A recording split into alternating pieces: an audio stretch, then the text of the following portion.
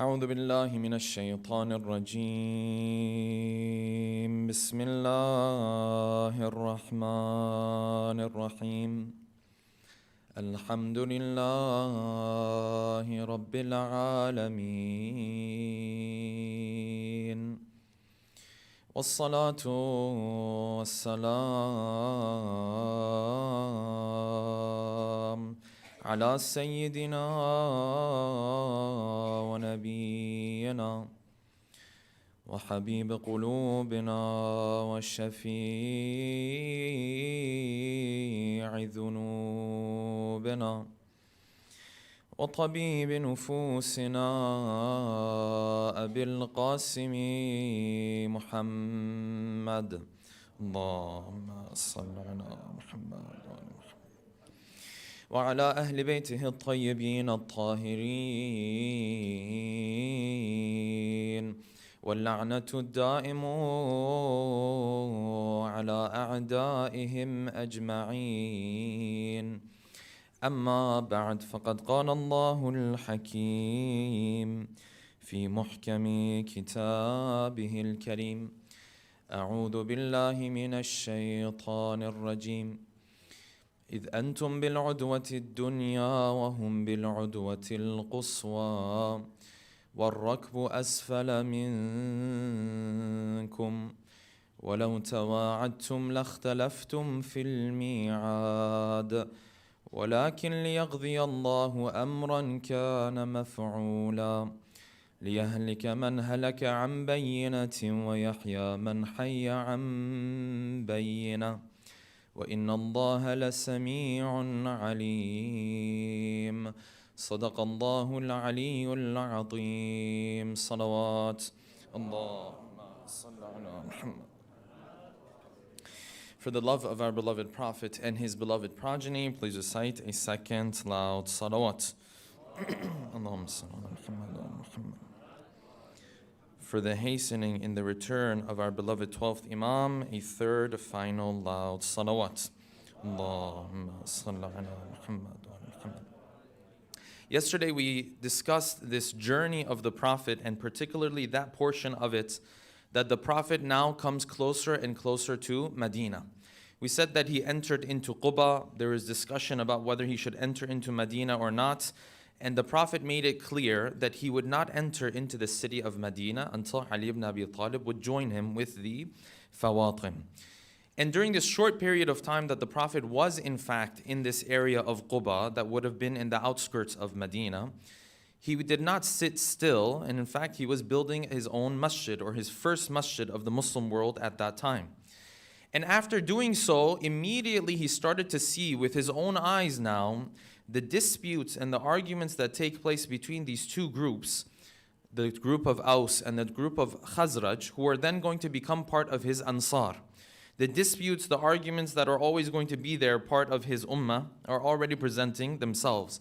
And from that very early moment, the Prophet tried his very best to bring these hearts together, tried to bring these qulub together, and the verses of the Quran talk about this. Then he entered into Medina. Everyone wanted the Prophet to stay with them. And the Prophet chose the house of a poor old man by the name of Abu Ayyub al-Ansari. And this man, of course, was more than happy to host the Prophet. The narration says that they used to take food for the Prophet every day. And he used to go to the house of another person where people used to come and visit him there. And the Prophet was there. Before even choosing a house for himself, again, he built another masjid. And this was Masjid al-Nabi. And we said that this showed the critical role that the masjid was going to play in the Muslim community. Before the Prophet has even chosen a house for himself, he has already established two masjids in Medina.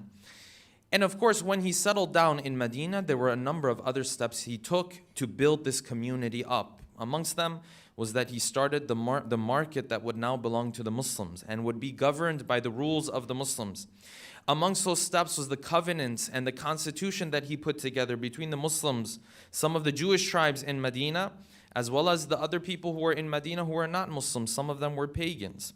And he mentioned to them that we are now all part of one group, and whoever goes against this peace treaty will then become an enemy. But as long as you're abiding by this peace treaty amongst us, then we are good to go. And the final step that the Prophet took, and that he took every year, not just this year, was the covenant of brotherhood that he established between the Muhajirin and Ansar amongst themselves. That is where we left our discussion yesterday. Tonight, inshallah, we're going to continue our discussion as the Prophet settles in the city of Medina. His beloved grandson is going to be born, and of course, a great chapter of the history of the Prophet is going to begin, and that is none but the Battle of Badr. Tonight, inshallah, we'll delve into this topic by posing the following questions. Number one, when our beloved second Imam was born, who was it who gave the name of Hassan to him? And what was the philosophy and the reasoning behind this naming? Number two, how was Imam Ali given the title Abu Turab in the midst or before the Battle of Badr? And what does this title signify? What does it refer to? Number three, how did Abu Sufyan take the caravan of Quraysh and choose a different route and not allow for the Prophet to intercept this caravan on their way back to the city of Mecca? Number four, how did the Muslims react when they realized that the caravan of Quraysh, with all of its goods and all of its money, was no longer at their disposal? And now instead of the caravan, they had to deal with the army of Quraysh. And number five, and finally, what lesson can be learned from the way that Allah subhanahu wa ta'ala positioned and planned the battle of Badr? Tonight, inshallah, we'll delve into these 5 questions with a loud salawat ala Muhammadin wa ali Muhammad. Allahumma salli ala Muhammad wa ali Muhammad. The Prophet has now moved to Medina. Medina has now become his home away from home. And this place that has become his home will continue to be his home. Because as we read in history, even after Mecca was taken back, and even after Mecca was conquered, the Prophet never really returned back to Mecca. And this was part of the conversation that he was having with Ansar when Ansar wanted to host him initially. As part of their conversations, Ansar used to ask him, Ya Rasulullah, if everything goes well and we take care of you, will there come a time where you'll now leave us? You're going to go back home. You're not going to be with us anymore. And to that, the Prophet famously responded. He said, no, now that I come to you, my blood is your blood, and my destruction is your destruction. We are together for the end of this.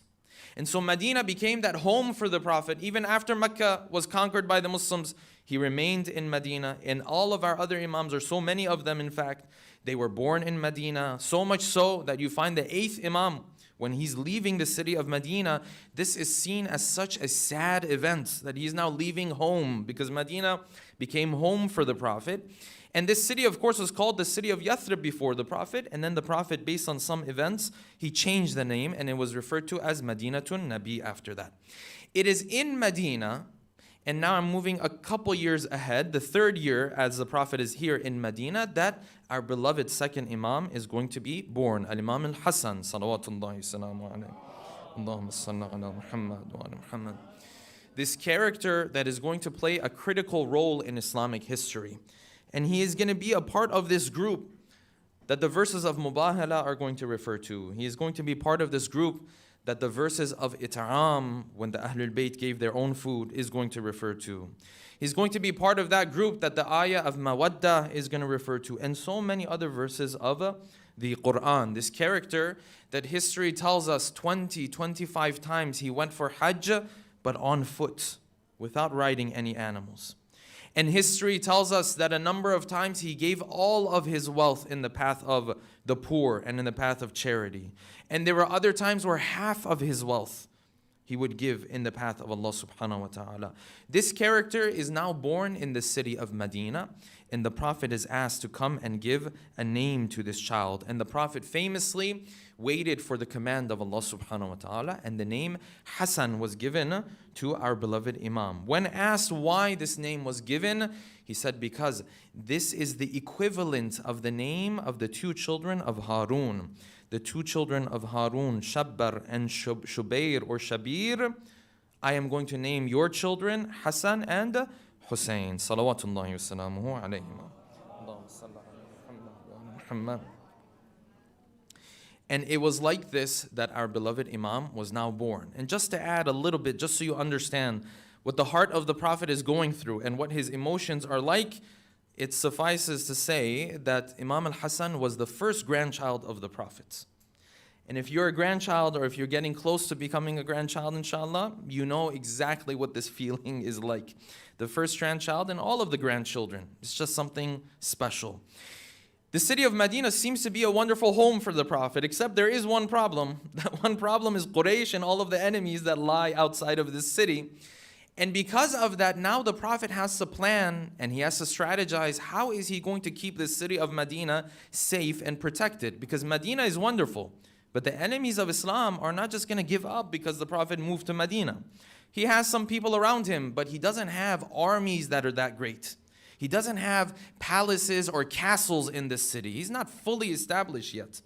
And so for a number of years, you're going to find, starting from the second year after Hijrah, you're going to find the Prophet is going to have to constantly go through battle after battle after battle. And these battles, so many of them are going to be there because the Prophet knows if he doesn't engage in this battle, well, they're just going to attack Medina and put an end to everything that he has worked so hard for. So in the second year, these trips that Quraysh are making from the city of Mecca up north towards Syria. You remember we said they had two routes, going towards Syria in the north and towards Yemen in the south. Medina, of course, was on the way. This is why the strategic position of Medina was so important.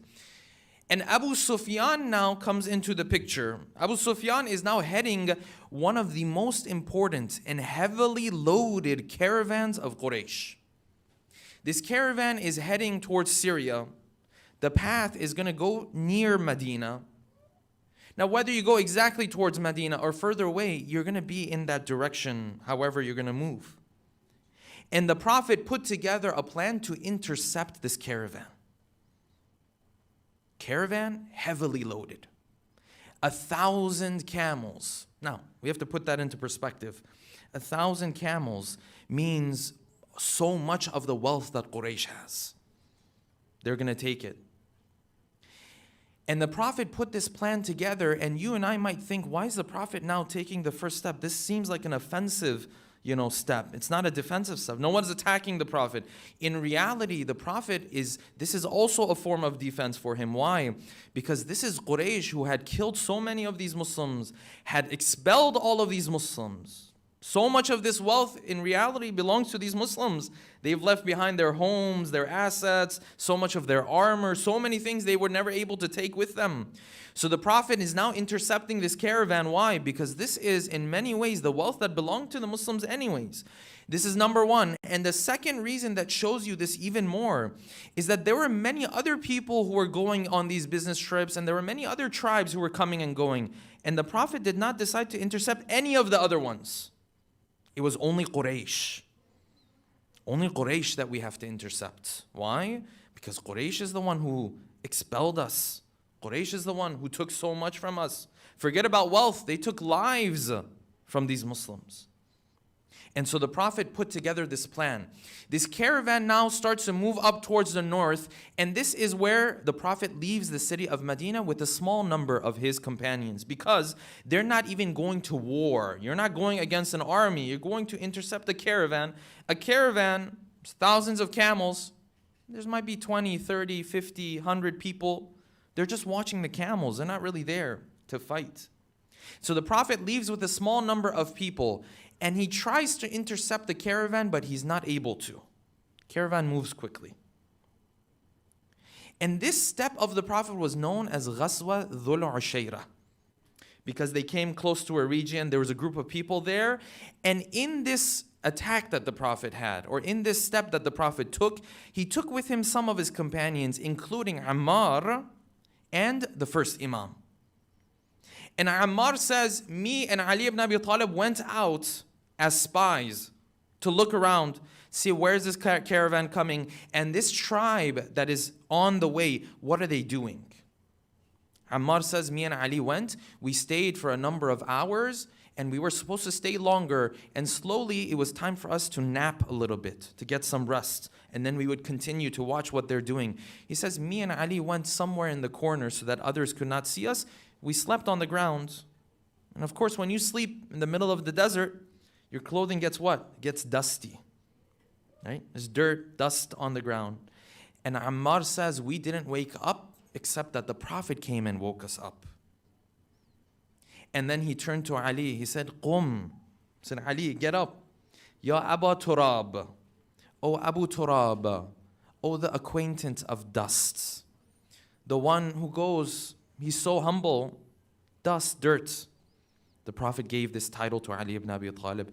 And narrations say this is one of the most beloved titles to Ali ibn Abi Talib because it was directly from the mouth of the Prophet. It was directly the naming of the Prophet himself. And he said, Qum ya Abu Turab. O person of the dust and dirt, get up. We're going to go back now. And they head back now towards the city of Medina. This title of Abu Turab, when you look into our narrations, you find that beyond just the simple meaning of being a humble person and the one who's the acquaintance of dust, you will find in our narrations it seems to have a lot more far-reaching implications, this title. This is why in our narrations it says that the Prophet named Ali Abu Turab because he is the one who the tranquility of the earth and the peace of the earth is tied to him. And he is the one that when people show up on the day of judgment and they say, Ya laytani kuntu turaba, I wish I was dirt. This is part of what kuffar will say. The narration says, in reality, what they are saying is that I wish. This is the deeper meaning of the title. This is the batin of the title. He says, they will say, I wish I was turab. Why? Because if they were turab, the person they would be acquainted with would have been Abu Turab. These are deeper meanings. This is esoteric meanings of this title, not to be mixed up with the historical incident that took place. The historical incident that took place was one thing. The deeper meaning of the title is a different thing. The Prophet was given the title Abu al-Qasim, and then narrations say, no, this title has deeper meanings. So this would happen a lot with the titles that our imams were given. Recite a salawat, please. This caravan is able to pass by Medina. On the way back, Abu Sufyan, who's leading this caravan, pretty quickly he realizes that no, we're in trouble. And that Muhammad and his people want to come and intercept this caravan. This becomes a serious problem for Abu Sufyan. So what does Abu Sufyan do? Before he starts heading out, he hires someone. And this someone that he hires, his name was Dhamdham, tells Dhamdham, he says, you go in the city of Mecca and you make an absolute scene. And you do something so that people realize that all of their wealth is in danger. Because the narration says the caravan, every household from Mecca had an investment in it. Everyone is a shareholder here. Everyone is a stakeholder here. He said, Dhamdham, go into the city of Mecca, tear up your clothes, ride your camel the other way around, like you're not facing the front, you're facing the back. Wound the camel, let it bleed. Take the blood, put it all over the camel so that when people see it, it grabs their attention. Like they understand the severity of this moment. He said, go in the city of Mecca and then tell them that, listen, the worst news has come.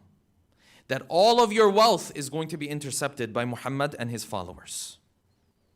And Dhamdham does exactly this. He goes into the city of Mecca and he puts on such a scene that the elders in Mecca, they now start to rise up. Abu Jahls of the world and others, they say, no, we have to do something. We have to put together an army now that's going to go and support this caravan. It's like backup for this caravan. So they start to spend crazy amounts of wealth. Now you have to remember, this is the first time they're putting together an army to go up against the Prophet. It's not their 5th time, it's not their 10th time, it's the first time. Because of that, they are so enthusiastic and their emotions are getting the best of them because they're like, whoa, this is the moment. We were waiting for this moment to go up against Muhammad. Now we have this opportunity. They started to spend so much money. And the Quran says this is money that they spent and they all regretted it. Quran speaks about these moments. فَسَيُنْفِقُونَهَا. They will give their wealth, but they will regret all the wealth that they gave. So they put together this army. This army now had 950 warriors as part of it. It had 700 camels, 100 horses, And they brought a bunch of people who would sing and dance for them to give them, moral support. They get the full package. And now the Prophet also is heading out to intercept the caravan. And at this point, they still don't know that the army is coming. So the Prophet puts together his army, and not many people from Medina are willing to go. So he puts together this army. There's 313 people, a third of what the army has. The number of the camels is 70, not 700. And the number of horses they have is not 100 like Quraysh, it's 2. You see that the numbers, they don't even add up. And this is the beauty of Badr. The numbers don't add up at all. And so now the army of the Prophet starts to head out. And as the army of the Prophet starts to head out, and they're still in the thought process, we're aiming for the caravan, not the army. So who wants to go up against this army that's 3 times your size? The caravan makes sense. The army makes no sense. The Prophet is heading out. He sends these spies again to go and figure out where they are. And as this caravan is heading down, Abu Sufyan is able to find people in the desert who tell him about the spies of the Prophet who had come and visited. So he knows both groups are watching each other every move of the way. And the narration says Abu Sufyan came to this man. He said, tell me, the people of Muhammad, where are they? How can I find them? And this person in the middle of the desert, he said, listen, I don't know who you're talking about. Just yesterday, I saw 2 people came with their camels. And they were somewhere over there. That's all I know. I don't know anything else. And Abu Sufyan went and looked at the dropping of the camels. And forgive me, he opened it up and he saw in the droppings the seeds of the dates of Medina. And he automatically knew. He knew he has come very close to the army of Muhammad. So immediately he changed his routes. And he moved away. And now things have changed 180 degrees. Why? Because this caravan left already. And the army is coming. And the caravan left, and you would think, well, the army doesn't have to come anymore because the army was coming to support the caravan. But Quraysh, out of their arrogance, they said, no, we're going to teach him a lesson. So even if we don't fight them, we're just going to go there, stay for 3 days. If he comes, we'll fight him. If he doesn't come, we'll stay for 3 days. We'll drink our wine and alcohol, and we will show our power to him. And there were people amongst Quraysh who said, this is not smart. Just your caravan got away. Forget about it. And the Abu Jahls of the world said, no, we have to go. We have to teach him a lesson. So now these 2 armies are coming, and Allah subhanahu wa ta'ala sent revelation to the Prophet that now things have changed. And this is a very critical moment for this Muslim community. They are in many ways rookies. They don't know what they're doing yet because this is their first time they're going out to battle. They don't have all this experience. This is not Ahzab and Khaybar and no, this is Badr. Barely putting together an army. So Allah subhanahu wa ta'ala sent this revelation to the prophets. And you and I look at this scene and we say, man, this is going terrible. This is not going as planned at all. And you wouldn't be wrong. But Allah subhanahu wa ta'ala had His own plan. Why? Because as part of this army, the most important people of Quraysh were coming as well. They weren't with the caravan. The only important person with the caravan was Abu Sufyan. But now the army, Abu Jahl is going to come. All the other important people are going to come. And Allah subhanahu wa ta'ala speaks about this in the verses of the Quran. He says, وَإِذْ يَعِدُكُمُ اللَّهُ إِحْدَى الطَّائِفَتَيْنِ Remember those moments where we gave you the news that you're going to deal with one of these 2 groups. Either the caravan or the army. إِحْدَى الطَّائِفَتَيْنِ And he says, in those moments, وَتَوَدُّونَ أَنَّ غَيْرَ ذَاتِ الشَّوْكَةِ تَكُونُ لَكُمْ And you were really begging deep down in your heart that we hope that we have to go up against the one that's not the army. The caravan we can go up against, no problem. But you guys were like, Ya Allah, just don't make us go up against what? Against the army. And this is critical because things have now changed in this moment. But Allah subhanahu wa ta'ala had His own plan. It says, وَلَكِنْ لِيَقْضِيَ اللَّهُ أَمْرًا كَانَ مَفْعُولًا Allah subhanahu wa ta'ala had His own plan that He had already decreed. It wasn't even up to you guys. He had His own plan that He was following. So the Prophet now comes to Muhajirin and Ansar. Imagine these moments, these Muhajirin and Ansar, who are now coming out because they heard there's a caravan. Even for that, they were struggling. Now, they're going to come for a whole army. The Prophet came to Muhajirin and Ansar. He said, Allah has told me that the caravan is already left. You tell us, what should we do? And the Prophet had already hinted at the idea that we still have to go. But this was part of his etiquette. Yes, to consult with others and to get their opinion, to see what they're thinking. So a couple people from Muhajirin stood up. The first one said, Ya Rasulullah, this army of Quraysh, they've never been defeated. And if we go, we will be crushed. And the narration says the Prophet, i'tarada an, he turned away from him. Like, this is not what I wanted to hear. And the second person got up. This was the first Khalifa. The second Khalifa got up, said something very similar. And the Prophet, i'tarada an, he turned away from him. And Miqdad got up. And Miqdad said, Ya Rasulullah, if you tell us we have to go, we have to go. It's an army, but you said we have to go. The Prophet prayed for him. And then he waited and waited. And you know what the Prophet was waiting for?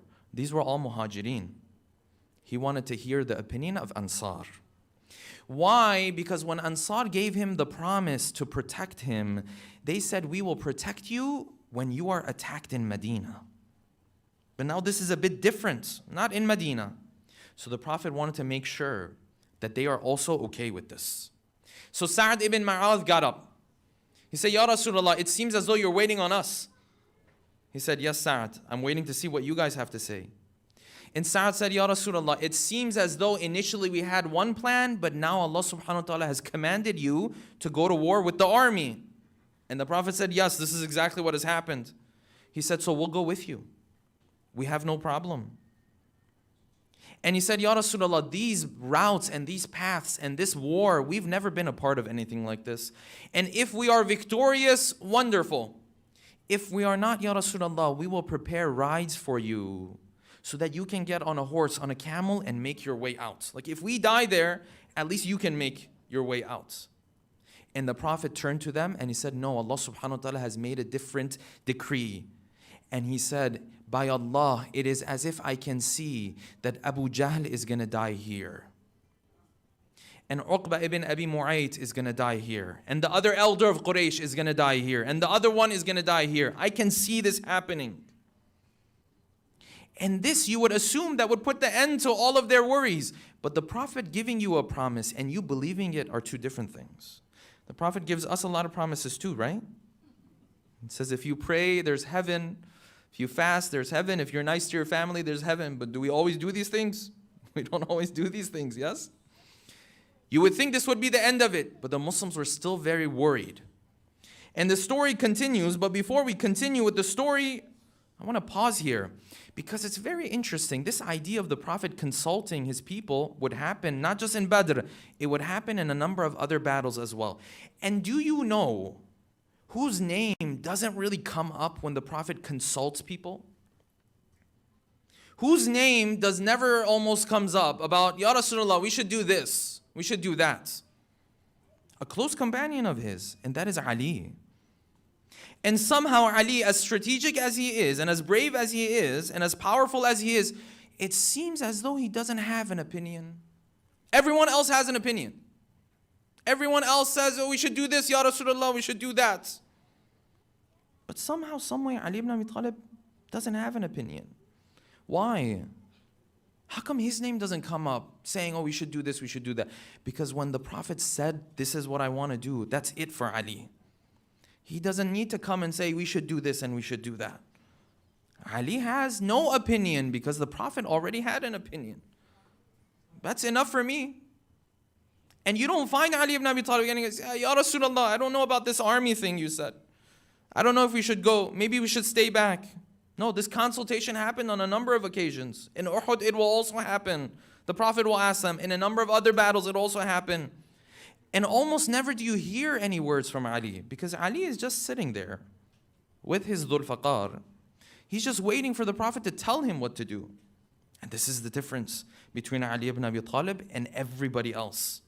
This utter obedience that Ali had to the Prophet. All of the characteristics of Ali, they're there, but they all make sense within the context of his obedience towards the Prophet. And this is why out of all of the badges of honor that Ali has, the one that shines the most is the one where he says, I am a servant amongst the servants of Muhammad. أنا عبد من عبيد محمد صلوات الله وسلامه عليه. This caravan now starts to head out. 313 people on this side, almost 1,000 people on the other side. They come even closer now. When they come closer, the Muslimin, they are able to capture 2 of the slaves of the army of Quraysh. They bring these slaves, they're trying to get information from them. They say, well, tell us about Quraysh, where they're going to be, how many numbers are they going to have, what's going on. And these slaves don't give them any information. They say, we don't know. And the Muslims, these individuals, this is early on in Islam, yes? They start to get harsh physically with these 2 slaves. And the Prophet is praying, and when his prayer ends, he comes and stops them. He says, what are you doing? If they tell you the truth, you beat them. If they lie, then you're going to let them go? Like if they just tell you something that you're happy with, then you're going to let them go? This doesn't make sense. The Prophet sat in front of these 2 slaves. He said, who are you? They said, Muhammad, we are the slaves of Quraysh. And we have no idea about none of this stuff, these questions that these guys are asking us. We're just there, we work. We don't know all this information. And the Prophet asked them, look at the strategy of the Prophet. The Prophet asked them, so you guys help with the work that they do? He said, yes, we help with the work that they do. He said, how many camels do they slaughter per day for the army? They said, Ya Rasulullah, this, Muhammad, maybe 10. He said, there are almost 1,000 people. If they're slaughtering 10 camels a day, they're almost 1,000 people. And the Prophet then kept these individuals and is now preparing for this battle of Badr to take place. And the narration says, some occasions the Prophet himself would go out to check on the army of Quraysh on the other side. And one of these times he came back and he came to his people and he said, listen, you have no idea what's happening. Mecca has brought its most beloved to you. Like this war, you will be victorious in it, and the most important people of Mecca, they will be taken care of. It said they have come with afladu akbadiha. It's like the cream of the crop. That's Arabic. I can't translate the Arabic to a perfect translation. He said, listen, this is the cream of the crop that you guys are getting. Abu Jahl is here, Uqba ibn Mu'ayt is in here, yes? Utbah is here, I don't know, Shayba is going to be here. All of these guys, Umayyah bin Khalaf, the owner of Bilal, he's going to come. All of them are going to come. And now the stage is set for this battle to take place. And all of these blessings that Allah subhanahu wa ta'ala is giving to the Muslims, why? They didn't even plan for these things. All they did was they made their efforts. They tried their best. They came to the battlefield because they knew that's what Allah subhanahu wa ta'ala wanted from them. Did they plan out this grand plan? No. They just came out. 313 people. The narration says they didn't have enough camels on the way, that they had to take turns riding on the camels, yes? And the narration says that Ali and a couple other people with the Prophet used to take turns on the same camel. Imagine you're going on this way, and at some point the Prophet says, I'm going to come down from the camel. Now it's your turn to go on the camel. This is how little they had. But Allah subhanahu wa ta'ala says in the Quran that if you want to achieve something, you have to take the first step. You have to make your efforts. Then I will bless you, but you have to take that first step. This is the Muslimin. They're taking this first step. They now gather around these wells of Badr. And some narrations say that the Prophet took the wells and covered them up so that water wouldn't get to Quraysh. This is a narration that is not acceptable from our perspective, and I will explain why. They are positioned around these wells of Badr. And if you look at the map, there are mountains around these wells of Badr. And so you come into this position where you're pretty much, essentially within this surrounding of the mountains. It's like a circle around you. And up until here, nothing has gone as planned for these Muslims. And Allah subhanahu wa ta'ala is going to do 2 more things. Amongst those things that He's going to do is that on the night of the battle, when these Muslims are so worried that they cannot get any sleep at all, Allah subhanahu wa ta'ala is going to put them to sleep. This was part of His blessing. You know how you have a big test the next day? You got a big interview the next day? Maybe you have a big lecture the next day? You can't sleep the night before? No, I'm just kidding. It was such a big event for them, they couldn't even take it. They couldn't even go to sleep. It's natural. And the Quran says, إِذْ يُغَشِّيكُمُ النُّعَاسِ, when we put you all to sleep that night. So they are able to rest that night. That was number one. The second thing that the Prophet did, and by the way, the narration of Ali says, everyone slept on that night, except for the Prophet himself. He was doing ibadah that night. Everybody else went to sleep that night. Number two, these Muslims are in one corner, the kuffar are in another corner. Allah subhanahu wa ta'ala was going to send down some rain. But on the side of the Muslims, a little bit of rain. And this rain would quench their thirst. It would allow them to wash themselves. And it would also make the ground on which they were going to attack on a little bit firmer. Because if you've been in the desert, it's difficult if the ground is not firm. If it becomes a little firm, what happens? It's easier for you. The movement is easier now. And on the other side, he also sent rain, but he sent a lot of rain. So now the movement becomes more difficult for you. Because it's not firm now, it's muddy. It's not easy for you to come and go. And Allah subhanahu wa ta'ala has set the stage. And everything up until this point, from a materialistic perspective, has gone horribly for these Muslims, if you think about it, right? They came out, they didn't even want to deal with this army. Now they're dealing with the army. The army didn't leave. And now, from a physical positioning, they are at a disadvantage. And Allah subhanahu wa ta'ala says, remember those moments. Remember that time when you were إِذْ أَنْتُمْ بِالْعُدْوَةِ الدُّنْيَا, you were in the lower position. وَهُمْ بِالْعُدْوَةِ الْقُصْوَى, and they were in the further higher position. وَالرَّكْبُ أَسْفَلَ مِنْكُمْ, and the caravan that you guys were after is already left. The caravan is in Mecca now. They're doing well. It's like the plan you had completely fell apart. 110 degrees, 110%. Yes? وَالرَّكْبُ أَسْفَلَ مِنْكُمْ. But Allah subhanahu wa ta'ala says, all of this, I was setting it all up. This was all part of my plan.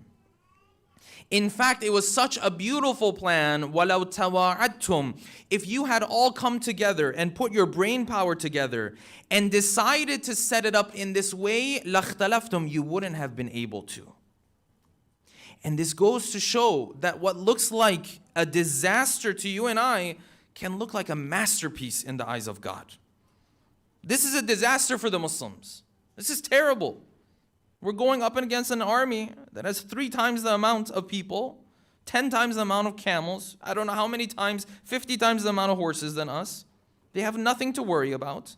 And as we'll discuss yesterday, the numbers in the eyes of the mushrikeen was so small that on the day of Badr, they sat there, they said, this can't be his whole army. Maybe he has some groups, he's hidden somewhere.